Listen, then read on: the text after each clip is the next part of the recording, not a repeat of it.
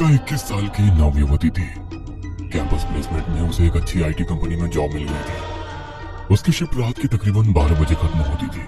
उस रोज भी अपना काम खत्म करने के बाद वो ऑफिस से निकली और अपनी साइकिल की मदद से रेलवे स्टेशन पहुंच गई। साइकिल को पार करने के बाद मोनिका प्लेटफॉर्म पर खड़ी होकर अपनी ट्रेन का इंतजार करने लगी। अचानक ही उसकी नजर रेलवे स्टेशन पर लगे एलईडी बोर्ड पर गई। रोज की तरह उसमें आने वाली ट्रेन का नाम और शेड्यूल आज दिखाई नहीं दे रहा था।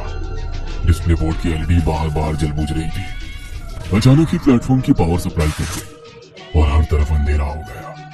कोई कुछ समझ पाता उससे पहले ही मोनिका की ट्रेन प्लेटफॉर्म पर आ गई। बिना देरी किए बाकी के पैसेंजर्स के साथ साथ मोनिका भी झट से ट्रेन में चढ़ गई। इस समय रात के 11:30 बज गए थे। आज ट्रेन में कुछ गिने चुने पैसेंजर्स ही दिखाई दे रहे थे। मोनिका ने अपने हेडफोन में लाउड म्यूजिक लगाया और आंखें बंद कर अपना सर सीट के बैक सपोर्ट में टिका दिया।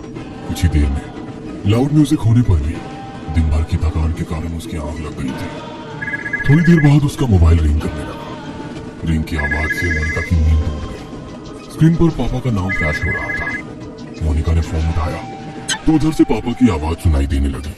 मोनिका बेटा, ट्रेन मिल गई थी ना? हाँ पापा, मैं ट्रेन में ही हूँ, आप चिंता मत करो। कौन सा स्टेशन आ गया है? पापा की बात सुनकर मोनिका अचानक से आंख खोलकर अपने कोच में चारों ओर नजर दौड़ाती है। उसे अपनी आंखों पर यकीन नहीं हो रहा था। पूरे कोच में बिल्कुल अंधेरा छाया हुआ था। ना तो कोई डिस्प्ले दिखाई पड़ रहा था और ना ही कोई अनाउंसमेंट सुनाई दे रहा था। पापा, आई थिंक कुछ प्रॉब्लम है। यहाँ ट्रेन में कुछ है ही नहीं। सारी लाइट्स ऑफ है और कोई अनाउंसमेंट भी नहीं हो रही है। बेटा, आसपास किसी पैसेंजर से पूछना क्या बात है। पापा, पूरा कोच खाली पड़ा हुआ है, मैं अकेली हूँ यहाँ। ये क्या बोल रही है बेटा? मुझे डर लग रहा है। देख, ट्रेन जैसे ही अगले स्टेशन पर रुकेगी तू वहाँ पर उतर जाना, मैं तुम्हें लेने आ जाऊंगा। ठीक है पापा। मोनिका ट्रेन के अगले स्टेशन पर रुकने का इंतजार कर रही थी। आमतौर पर ये ट्रेन हर 10 या 12 मिनट में अगले स्टेशन के लिए रुकती थी, लेकिन आज पूरे 20 मिनट हो चुके थे, लेकिन ट्रेन रुकने का नाम ही नहीं ले रही थी। मोनिका को घबराहट हो रही थी। उसे कोई आइडिया नहीं था वो अभी कहाँ पर है। ड्राइवर की कैबिन में जाकर उससे कांटेक्ट करती हूँ, शायद कुछ हेल्प कर सके। ऐसा सोचकर मोनिका अपनी मोबाइल की टॉर्च ऑन करके इंजन रूम तक पहुंच जाती है। वहां जाकर वो ड्राइवर के केबिन को लगातार खटखटाती रहती है, लेकिन अंदर से कोई जवाब नहीं मिलता। डर से मोनिका की सांसें उखड़ रही थी। अपनी उखड़ती सांसों को शांत करके वो वापस अपनी सीट पर आकर बैठ जाती है। अब उसे बस ट्रेन के रुकने का इंतजार था ताकि वो नीचे उतरकर मदद मांग सके और अपने पापा को वहां बुला सके। इसी तरह 10 मिनट और बीत जाते हैं। अचानक ट्रेन की स्पीड कम होने लगती है। ट्रेन की स्पीड को कम होते देखकर मोनिका की जान में जान आने लगती है। कुछ ही मिनटों में ट्रेन किसी स्टेशन पर आकर रुक जाती है। बाहर घना अंधेरा छाया था। स्टेशन पर कहीं भी उजाला नहीं दिख रहा था। मोनिका ने खिड़की से झांककर बाहर देखा तो प्लेटफॉर्म पर एक भी इंसान नहीं था। अब तो मोनिका को और भी डर लगने लगा था। उसने जल्दी से अपना मोबाइल निकाला और फिर से पापा को फोन मिला दिया। पापा, ट्रेन किसी स्टेशन पर रुकी है, लेकिन ये कौन सा स्टेशन है कुछ समझ नहीं आ रहा। बाहर सिर्फ अंधेरा ही अंधेरा दिखाई दे रहा है। प्लेटफॉर्म पर भी कोई आदमी नहीं दिख रहा है। मैं क्या करूं? बेटा, एक बार मैं अपनी लाइव लोकेशन चेक करूं, तुम्हें पता चल जाएगा कि अभी तुम्हारी ट्रेन कहां पर है। मोनिका अपनी लोकेशन चेक करती है तो पता चलता है कि वो किसी अनजान जगह पर है, जिसे जीपीएस भी ट्रैक नहीं कर पा रहा था। मोनिका फिर अपने पापा को फोन लगाती है। पापा, ये सब क्या हो रहा है मेरे साथ? इस जगह को जीपीएस भी ट्रैक नहीं कर पा रहा है। मैं कहाँ जाऊँ? आप आ जाओ पापा, मुझे बहुत डर लग रहा है। अचानक सिग्नल कटने के कारण कॉल डिस्कनेक्ट हो जाता है। मोनिका स्टेशन पर घूमकर बाहर निकलने का रास्ता ढूंढने लगती है। तभी उसे वहाँ पर एक बड़ा सा बोर्ड लगा हुआ दिखाई देता है। इस पर जरूर स्टेशन का नाम लिखा होगा। टॉर्च जलाकर देखती हूँ। जैसे ही वो टॉर्च की रोशनी में बोर्ड की ओर देखती है, उसके शरीर में कपकपी सी होने लगती है। वो बोर्ड पूरी तरह से खून से लथपथ था और उस पर से अभी भी खून की बूंदें टपक रही थी। मोनिका घबराकर वहां से भागकर वापस अपनी ट्रेन की ओर आने लगती है कि तभी उसका फोन बजने लगता है। जरूर नहीं बेटा, हिम्मत से काम लो। तुम्हारी ट्रेन जिस ट्रैक से आई है उसी ट्रैक पर वापस चलो। देखो आसपास कुछ तो होगा, कोई चर्च, कोई बिल्डिंग, कुछ न कुछ जरूर होगा। तुम कोशिश करो, जैसे ही तुम्हें कुछ भी दिखाई दे तुरंत मुझे बताना। मैं भी पुलिस से मदद मांगने की कोशिश कर रहा हूँ। आंसू पोंछकर मोनिका पापा के कहे अनुसार अपोजिट डायरेक्शन में भागने लगती है। ट्रैक पर हर तरफ अंधेरा ही अंधेरा छाया हुआ था। भागते हुए मोनिका को अपने पीछे कई सारे कदमों की आवाजें सुनाई दे रही थी। ऐसा लग रहा था कई सारे लोग उसके पीछे पीछे दौड़ रहे हो। मोनिका घबरा कर अपने पीछे की ओर देखती है, लेकिन पीछे सन्नाटे के सिवा कुछ भी नहीं था। मोनिका पूरी ताकत लगाकर दौड़ती ही जा रही थी। अचानक ही उसके कानों में किसी की आवाज सुनाई देती है। ऐसा लग रहा था कोई गुस्से में उसका नाम पुकार रहा हो।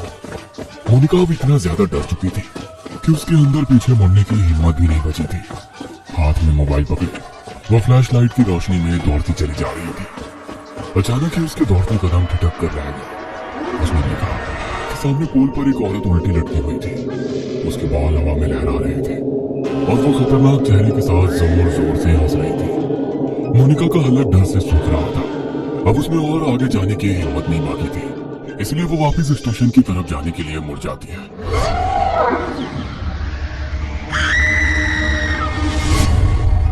वापस मुड़ते ही उसे कुछ दूरी पर एक आदमी दौड़कर उसकी ओर आता दिखाई देता है। उसका पूरा शरीर कटा फटा सा दिखाई दे रहा था। उसका चेहरा बहुत डरावना दिख रहा था, जैसे कहीं पर कुचला गया। वो आदमी हाथ हिलाकर उसे ट्रैक पर दौड़ने से मना कर रहा था। मोनिका को अब समझ नहीं आ रहा था कि वो कहाँ जाए। घबराकर वो फिर से पुल की तरफ देखती है, जहाँ अभी कुछ मिनटों पहले एक औरत उल्टी लटकी हुई थी। वो पुल अब बिल्कुल खाली था। आगे का रास्ता भी बिल्कुल खाली दिखाई दे रहा था, इसलिए उस आदमी से बचने के लिए मोनिका फिर से ट्रैक पर दौड़ने लगती है। कुछ दूर दौड़ने के बाद उसे ट्रैक के पास एक गाड़ी खड़ी दिखाई देती है। मोनिका अपने पापा को गाड़ी के बारे में बताने के लिए फोन उठाती है, तो देखती है कि फोन की बैटरी डाउन हो गई है। इस गाड़ी के हेडलाइट्स ऑन है, मतलब गाड़ी में जरूर कोई है। क्या करूं? मदद मांग लूं या ऐसे ही भूतिया स्टेशन पर अपनी मौत का इंतजार करती रहूं? मोनिका कुछ देर सोचती है और उसके बाद हाथ हिलाते हुए गाड़ी के सामने जाकर खड़ी हो जाती है। मोनिका को ऐसी हालत में देखकर गाड़ी के अंदर से एक आदमी बाहर आता है। क्या बात है, इतनी रात को आप ऐसे ट्रैक पर क्या कर रही हैं? सब ठीक तो है ना? मोनिका बुरी तरह हाफ रही थी। ऐसा लग रहा था वो किसी भी पल बेहोश होकर गिर पड़ेगी। मोनिका की ऐसी हालत देखकर वो आदमी उसे गाड़ी के अंदर बैठा लेता है। अच्छा, आप आराम से अंदर बैठकर बताइए क्या बात है। पता नहीं क्या हो रहा है मेरे साथ। मैं न जाने कैसे इस जगह पर आ गई। अब मैं लाख कोशिशों के बाद भी यहाँ से निकल नहीं पा रही। आप बता सकते हैं कौन सी जगह है? मोनिका अपनी ही धुन में बोलती चली जा रही थी। तभी उसे महसूस हुआ कि कार सवार युवक उसे वापस प्लेटफॉर्म की ओर ले जा रहा है। No please stop. तो मुझे कहाँ ले जा रहे हैं? मुझे वापस वहाँ नहीं जाना है। मोनिका के इतना कहते ही वो लड़का मुस्कुराते हुए पीछे देखता है। अगले ही पल उस लड़के का चेहरा बदलने लगता है और वो उसी आदमी की शक्ल में बदल जाता है जो ट्रैक पर उसका पीछा कर रहा था। मोनिका के मुंह से एक जोरदार चीख निकल जाती है और वो कार से उतरकर फिर से पागलों की तरह दौड़ने लगती है। उसे अपने पीछे उस आदमी के कदमों की आवाज साफ सुनाई पड़ रही थी। दौड़ते हुए वो वापस अपनी ट्रेन के सामने आ जाती है। कोई और रास्ता ना सूझने पर वो छिपने के लिए वापस ट्रेन में चढ़ जाती है और एक सीट के नीचे छिपकर बैठ जाती है। मोनिका का पूरा शरीर पसीने से लथपथ हो गया था। वो अभी तक डर से कांप रही थी। डर उसके दिमाग में इस कदर बैठ गया था कि अगले ही पल वो डर से बेहोश हो गई थी। कुछ ही पलों में ट्रेन चल पड़ती है और उस स्टेशन पर पीछे छोड़कर आगे बढ़ जाती है। कुछ देर बाद मोनिका को होश आता है तो वो खुद को स्टेशन के इमरजेंसी रूम में पाती है। अब आप कैसा फील कर रही है मैम? आप अपनी सीट पर बेहोश हो गई थी। ट्रेन के स्टाफ मेंबर आपको यहाँ लेकर आ गए। आप अपने घर पर किसी को इन्फॉर्म कर दीजिए। मोनिका हैरानी से चारों ओर देख रही थी। उसे अभी तक यकीन नहीं हो रहा था कि वो उस स्टेशन से वापस आ गई है। प्लीज मेरे पापा को बुलवा दीजिए। मैम, आपके फोन की बैटरी लो हो गई थी, मैंने चार्ज कर दिया है, ये लीजिए। मोनिका अपना फोन निकालकर पापा को फोन लगाती है। हेलो, कहाँ थी तू बेटा? मैं कितना परेशान था। 3 घंटे हो गए, अभी तक घर नहीं लौटी। पापा, आप तो जानते हैं ना, मैंने आपको फोन किया तो था। बेटा क्या बोल रही है? तू है कहाँ? मोनिका पापा को अपनी लोकेशन भेज देती है। कुछ ही देर में मोनिका के पापा आकर उसे अपनी कार से घर ले जाने लगते हैं। रास्ते में मोनिका अपना फोन निकालकर कॉल हिस्ट्री चेक करती है। उसने पिछले 3 घंटे में लगभग 10 बार पापा का नंबर डायल किया हुआ था, लेकिन एक भी बार उस पर बात नहीं हुई थी। मैंने तो हर बार पापा से बात की थी, लेकिन फोन में तो बस डायल नंबर ही दिख रहा है। पर अगर वो सब मेरा वहम था, तो फिर जब मैं बेहोश थी तो ये कॉल कब और किसने किए? मोनिका के जहन में बहुत से सवाल थे, जिनका जवाब फिलहाल बस यही था कि इतना सब कुछ एक रात में देख लेने के बाद भी वो जिंदा अपने घर लौट रही थी। मोनिका पिछली रात की घटना को एक बुरा सपना समझकर भूल जाना चाहती थी कि तभी उसकी नजर अपनी गाड़ी के साइड मिरर पर पड़ती है। वो देखती है कि वही कटे पिटे चेहरे वाला डरावना आदमी उसकी गाड़ी के ठीक पीछे पीछे चला आ रहा है। ये कहानी आपको अच्छी लगी हो तो हमें सब्सक्राइब करें।